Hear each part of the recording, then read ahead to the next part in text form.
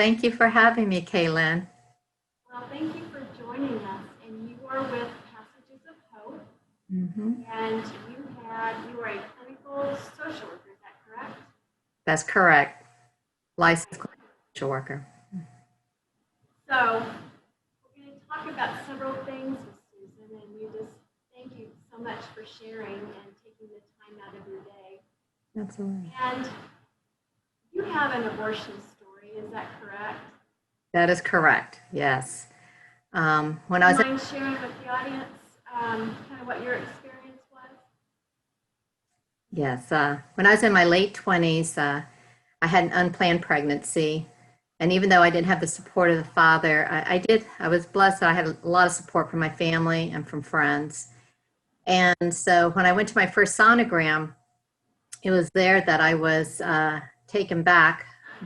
The sonogram revealed several congenital abnormalities, and my OBGYN told me that evening, she called and said, I advise that you go in and have an induction. And, I was just in shock, and I asked, an induction? And she goes, yeah, a medical abortion. And I said, no, no, no, no. I'm going to get some second opinions here. And so I ended up seeking out second consults, a more advanced sonogram. And unfortunately, all of them came back with the same poor prognosis for my baby. And at that time, I worked at a mental health facility, and I had a very good friend. He was like a coach, and he was the chief psychiatrist at the center. And my best friend, she had joined me to go to my last office visit before I went into the hospital the next day. And when I was in the office, they did another sonogram, and I looked on the screen and I saw the heartbeat, and I lost it. And I remember just saying, my baby's alive, my baby's alive. And I remember my OBGYN, she was very annoyed. It's just, arrangements have been made, Susan. This is going to be in your best interest. So I left the office. I was a wreck. And my best friend was really worried about me. And she goes, hey, let's go see our friend. So he, said, definitely come over. Let's talk about it. I gave him the history. I shared with him just my ambivalency. I was torn. I mean, half of me was gripped with fear. Another half was like, this is a baby, and I don't want to kill my baby. And I remember after I shared everything in my heart about how I was just so split on the matter, he advised me, just as my OBGYN did, that he felt that it was going to be in my best interest to have this abortion. So I went in the next morning into the hospital, had the induction. It was very painful. And I remember keen details. I mean, this was over, oh my word, this was over 40 years ago. I remember what I wore that day, a red and white striped t-shirt, three-quarter sleeves, length long, white loose shorts. I don't even remember what I wear, in 2 days ago. But I just remember details like that. And then some of the other details about the procedure is very blurry. But when I left the hospital the next day, I was changed. Emotionally, I was very angry. I felt betrayed because my heart was torn. I was filled with guilt and shame that I had never ever experienced before. And I had an anger toward physicians, those that I thought were individuals I should be able to trust, even my friend, who honestly, I didn't hold a great grudge against him, because I truly believe that he never received any training on abortion, grief, and trauma. And so he was just advising me from what he's been taught. But I moved through life in a very numbed fashion. Anytime I would hear any reminder about abortion, or if I'd see the hospital, I would want to avoid that whole area. I dropped people that were in my life at that time because they reminded me of that period. And I, I just, the shame and the fear just silenced me. In fact, it was my deep, dark secret for like almost 11 years. And over time, I got weary. I got weary of the empty relationships because I was in and out of them. I didn't want to get attached to anybody. And I got weary of just just a waste of time. And so I started drawing back into my faith and started going back to church, started changing my views as far as relationships. I actually stopped dating. And then I ended up meeting my husband. And it wasn't until we were at an engagement encounter that I told him for the first time about my abortion. And in my mind, I truly thought that if he knew this about me, he'd leave me, that he would reject me, that he'd think, oh my goodness, how could she do that? And fortunately, that was not the outcome. He was very, very supportive. And that was the, beginning of my healing. I ended up, we found a good Bible believing church, and they had a pregnancy center that they supported, and they needed volunteers. I thought, oh, this is a great time for me to make up my bad.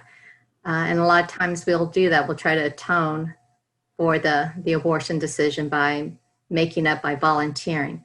And one of the requirements at the pregnancy center of New Life Solutions is that if you had an abortion, that you need to go through their Bible study for abortion recovery care. And their heart about it was that they didn't want to put you in a room and get triggered with your unresolved grief and trauma. So I was resistant. And I remember telling the director, Jan Walters, at the time, and she was the pioneer of this ministry, that I don't need this group. I am good. I know God's forgiven me. I really don't need to see the purpose of it. And I literally delayed getting into that group for a year. I did everything but what I really wanted to do. That was to be in a room to help other young women. And so eventually I went into the group, and I honestly went in there thinking I was just going to be an observer, and I was just going to do the check off. I got this done, and let me go help volunteer in the way I wanted to. And it was there in the group that God caught my heart. And it was week by week, we would go through the grief stages. His word just came alive, and it removed all the lies that I believed about myself, the self-condemnation, the inability to forgive.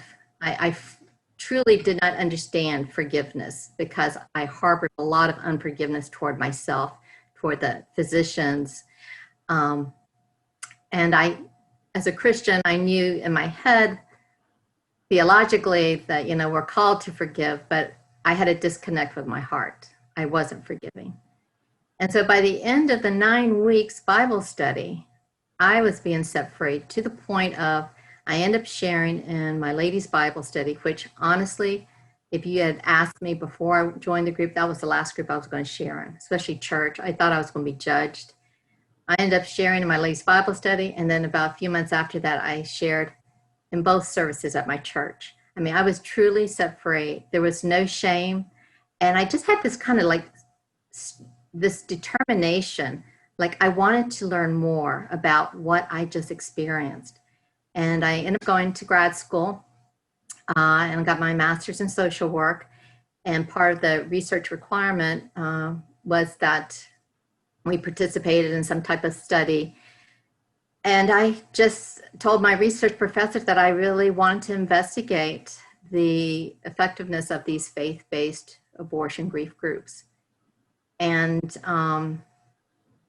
it was amazing. We did pre and post test. We used the impact of event scale by Horowitz, and we used the internalized shame scale that measures shame. And what we found at the end of the 9 weeks at the post-test data, the quantitative data, has statistically significant reductions in shame and trauma for the participants.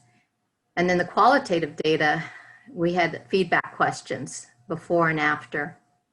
And we found, four themes that women struggled with, and very much like my experience: the shame, the guilt, the betrayal, difficulty in trusting others, the forgiveness, struggling with the forgiveness, and the self-condemnation.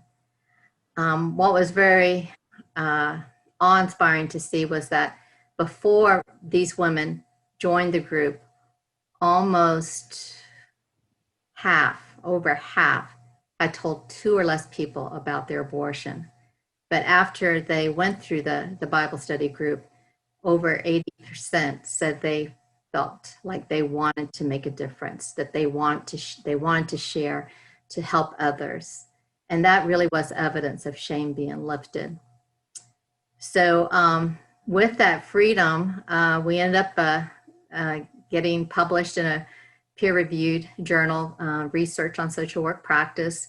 I continued volunteering as a group facilitator for almost 20 years. And then about 4 years ago, they asked if I would come on board and serve as the director of Passages of Hope. And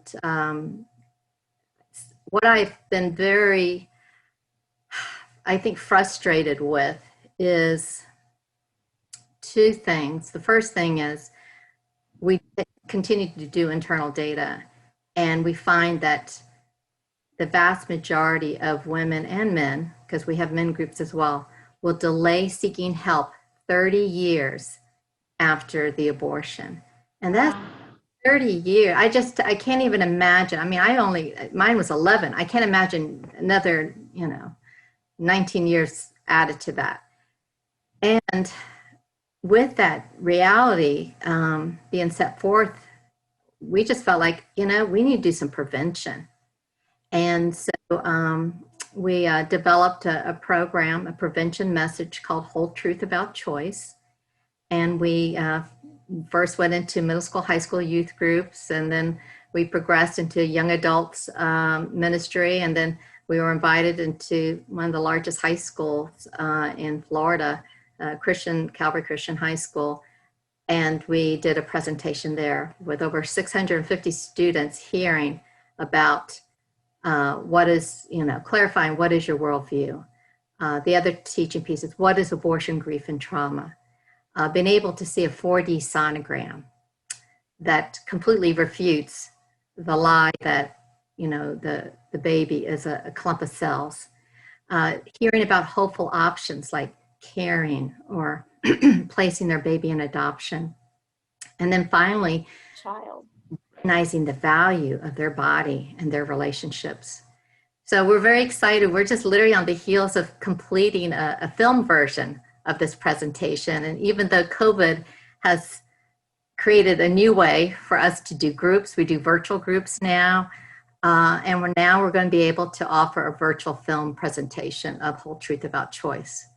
So we're very excited. We see that God is truly making a way for freedom. That is so exciting. And so how would people, if they wanted to keep the organization up, can you give us the contact information, the website, so they can find you?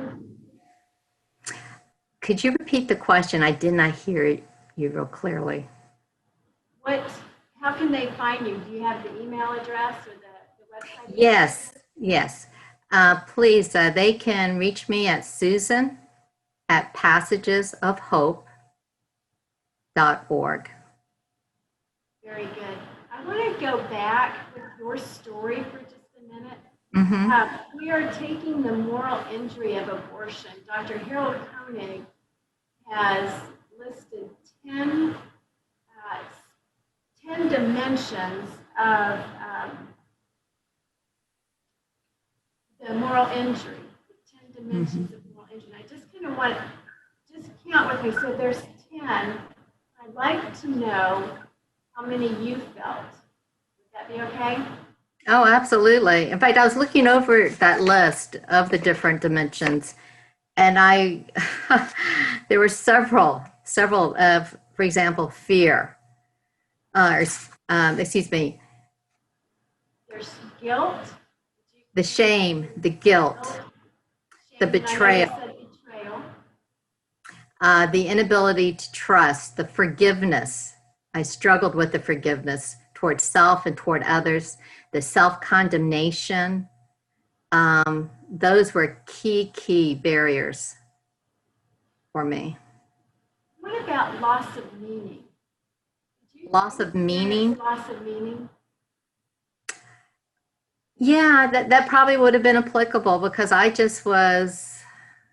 was just searching, and it wasn't until I drew back into my faith, and then I was led into the abortion recovery Bible study, that meaning my life became new, and my meaning became strong and purposeful. Very good. So would you say then maybe that you suffered from the dimensions? I, Religious? again, I can't hear you. Sorry. Did you No. did you ever have a loss of religious faith? It doesn't sound like you did. You just returned. Well, in the beginning, I remember when it just first happened, there were some other um, incidences that occurred. And I remember crying out to God, saying, I've had enough and I can't take anymore. I mean, I remember just lashing out like that. And my relationship drifted. It was like I was over it. I was just over it. And so I was just more focused on protecting myself. So at that point, my faith did waver. And it wasn't until I started getting weary of those choices that were not filling me that I started returning back. And I think I was the kind of the same experience, Susan, because I got angry with God. Now my concept of God was different because I saw God as a very angry God. My Mm, dad had said when we sin, that we'll have consequences that will last for the rest of your life, and that God will remind you what you have done. At least that's mm, how I interpreted what he was saying as a child. So mm. whenever I would think about the abortion, I felt like it was God reminding me. Yeah. And so I got to the point where I was just so angry with God. I'm just like, you take it. You take the abortion because I cannot deal with the shame or grief any longer. You take it. And I kind of backed away from God. But what God did in my prayer was he answered my prayer in a way that he led me to a pastor who could show me God's grace. But yeah, there was that separation because I didn't understand God's love. I saw him more as punishment and very angry. Mm. Yes. That's so true. It wasn't until I actually went into the Bible study, and my favorite chapter in the Forgiven and Set Free Bible study I went through was the character of God. And it was there that many lies that I held in my head about a revengeful, wrathful God was completely removed. And I saw for the first time how compassionate, how merciful, that, he is not one to condemn us. And he knows when our hearts are broken, he is quick to forgive us, and he's so full of mercy. And yes, that was that was such balm to my soul. That was just a key piece of just turning back to him. I know you said, thank you. I know you said trust was very important. And it was for me as well. And I just want to remind the viewers that there are people that are not safe, that maybe they don't understand what you're going through. And so what is important is when you do trust someone, make sure you trust them because they could not judge you, not understanding you. And what that does is you go from trusting, sharing my heart, and you're trusting someone with your heart, and if they just squish it, you're going to go back into shame. So I've got your article here, the post-abortion grief, evaluating the possible efficacy of a spiritual group intervention. And this is what you were referring to earlier. Is that correct with your research article? Yes, that's correct. And I like what you say. So PAG is post-abortion grief. And I'm just going to quote this for you, for the audience. PAG is post-abortion grief is a complicated mourning resulting from a perceived loss of a child. Unlike most forms of grief, the post-abortion grief is elusive. There is no body, no burial, no photos, and no outpouring of sympathy or comfort or closure.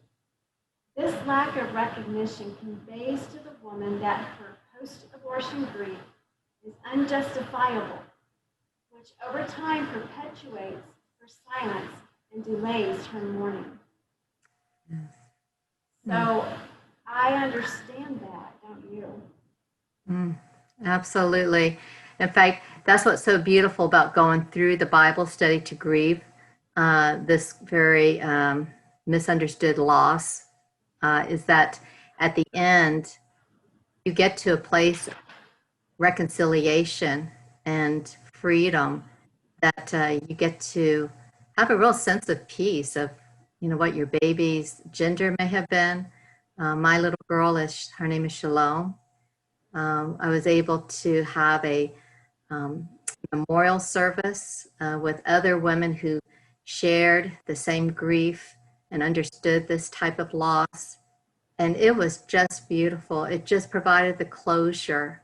I joke around with my friends that I can only imagine Jesus looking down with my little Shalom every time I speak out about her, like, okay, there's your mama. They're boasting about you again, just as we would with any child that's here on earth. Mm-hmm. I also like what you say with this is the unique value of the psychoeducational post-abortion spiritual groups is that the members share and validate the loss. Yes. Validation is so important. And I know for me it was, I didn't know that anybody existed.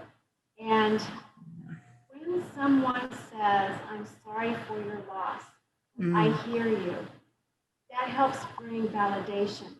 There's nothing better than having validation with other people, connecting with other people, men and women who have gone through the same harm.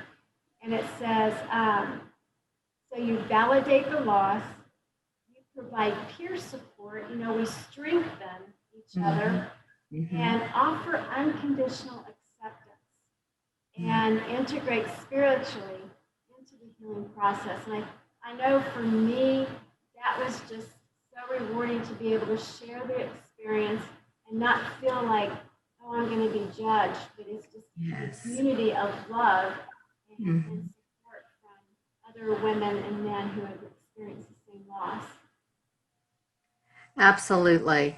In fact, the qualitative data, showed the most helpful in the group intervention or going through the grieving was the women identified was their faith in Christ, but second was the validation they received in the groups.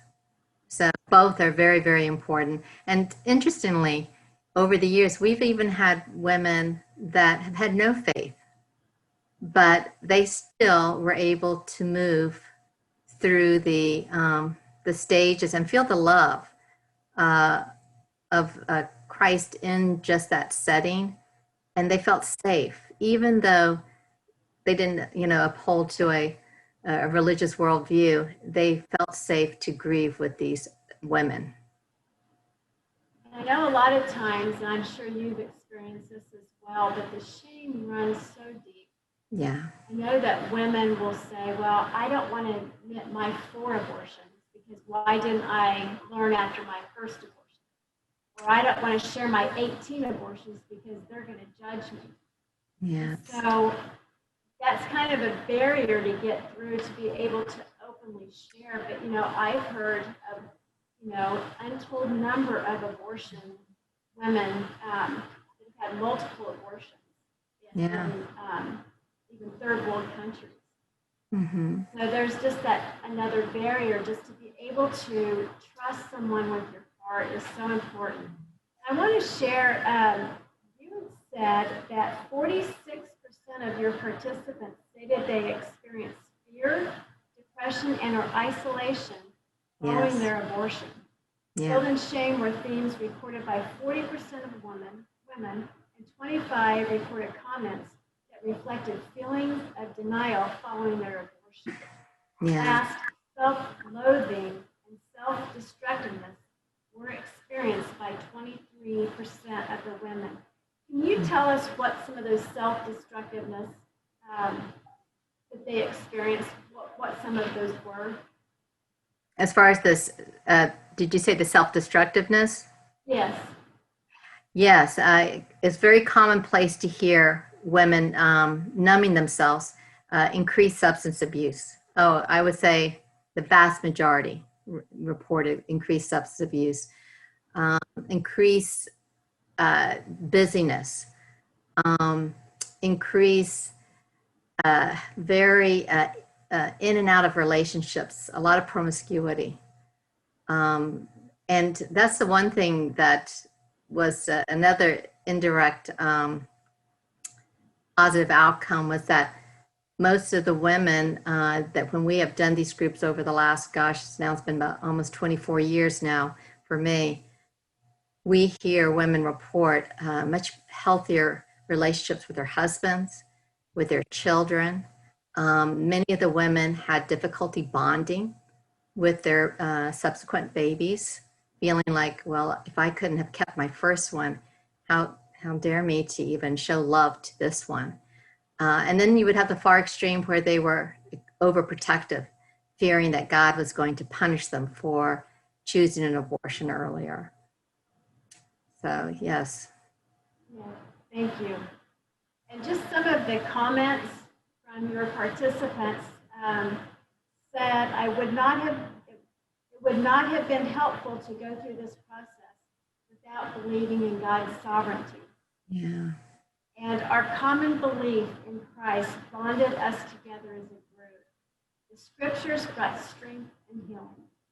Mm. Helped me accept God's forgiveness. And religion played a role in helping to forgive myself. And also another participant said, religion is the backbone for all healing. And, we talk about the moral injury piece, and that is exactly what I have discovered. And, you're saying the same thing, that it is a holistic experience because there's soul wounds to your heart. Abortion can affect you biologically, psychologically, socially, and spiritually. And that spiritual piece, so many times that spiritual piece is missing in a lot of our social work practices. I know when I was educated, spirituality really wasn't shared that much. And so I'm excited to hear that you also have found that there's, the need for spiritual healing, like they did with war veterans, combat veterans, who felt like they transgressed against their moral code. Yes. And when we feel like we transgressed against our moral code, when there was ambivalence, should I or should I not, there will be consequences because our conscience does not allow us to rest.